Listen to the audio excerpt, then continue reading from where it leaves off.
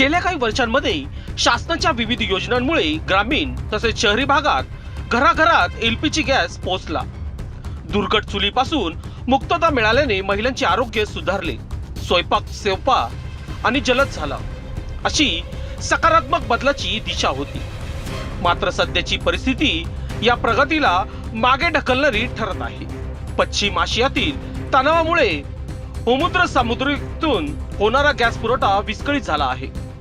भारताच्या गॅस आयातीवर मोठा परिणाम झाला असून त्याचे पडसाद आता देशातील विविध शहरात उमटू लागले आहेत। मुंबई, पुणे, दिल्ली, नाशिकसह अनेक ठिकाणी गॅस सिलेंडरचा तुटवडा जाणवत आहे। याच संकटाचा थेट परिणाम नाशिकच्या सातपूर परिसरातून दिसून येत आहे। येथे अनेक कुटुंबांना गॅस उपलब्ध न झाल्यामुळे पर्याय नसताना पुन्हा पारंपरिक चुलीचा आधार घ्यावा लागत आहे। काही ठिकाणी तर नागरिकांनी घराबाहेरच चुली मांडून स्वयंपाक सुरू केल्याचे चित्र पाहायला मिळत आहे।